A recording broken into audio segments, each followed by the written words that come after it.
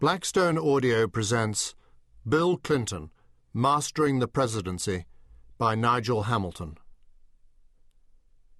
Prologue. Bill Clinton became President of the United States at a defining moment in its history following the end of the Cold War, the flowering of a new era of communications and a raft of new global challenges from trade to terrorism. He was the first of his generation, the so-called baby boomers, to win the White House, and his period in office was marked by intense partisanship that reached its apogee in one of the most extraordinary scandals in American history.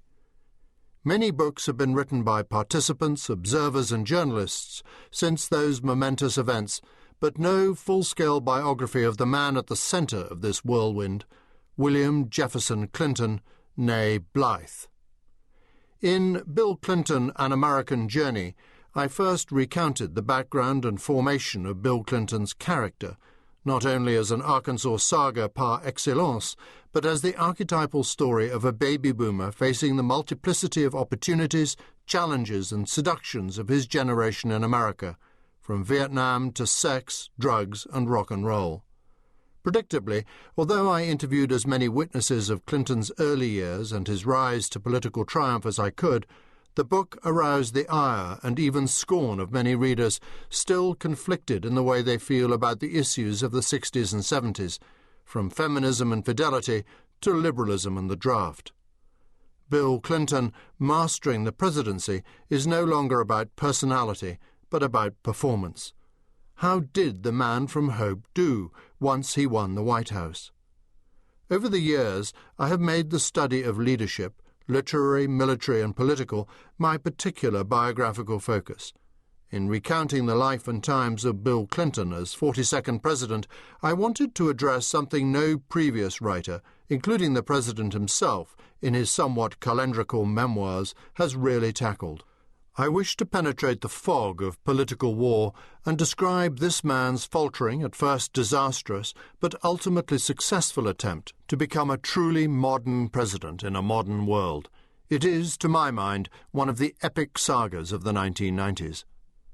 In telling this story, I have concentrated my account on key episodes of Clinton's first term as president, beginning with the worst transition since presidential transitions began, the lamentable failure to appoint an effective chief of staff, which thereby compelled his unelected wife to perform part of that role, and the series of missteps and fiascos that followed, at every level from domestic policy and congressional relations to international failures such as Somalia, the Harlan County episode, the genocide in Rwanda, and the failure to intercede in Bosnia. The disaster over Hillary Clinton's healthcare reform capped a litany of first-term errors, and when the Democratic majority in both houses of Congress was lost in the great midterm meltdown of November 1994, it looked as if President William Jefferson Clinton's days in office, for all his genius-level IQ, were numbered. How Bill Clinton reinvented himself thereafter and came close to greatness as President of the United States in the final decade of the 20th century is, to my mind, one of the most extraordinary reversals of fortune in modern American biography. Understandably, it's not a story that President Clinton, who dislikes admitting to error or inconstancy, has been anxious to tell, yet it is one that, for his biographer, has a truly epic quality.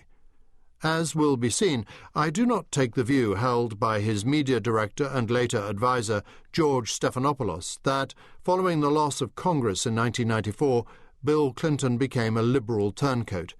Nor do I subscribe to the president's own version of his presidency in his memoirs as a problem merely of communication with the public. Rather, I see his first term in office as an object lesson, an archetypal example of how not to conduct the presidency of the United States, followed by an extraordinary learning curve in which the young man from Hope, or better said, Hot Springs, faced up to his mistakes and refashioned himself as the undisputed leader of his country, at home and abroad. Aided by a new and effective chief of staff, his performance, from the Oklahoma City bombing to the bombing of the Serbs, the imposition of a peace in Bosnia that has held to the present day, and the bitter struggle to counter Newt Gingrich's shutdown of the U.S. government, became possibly the greatest example of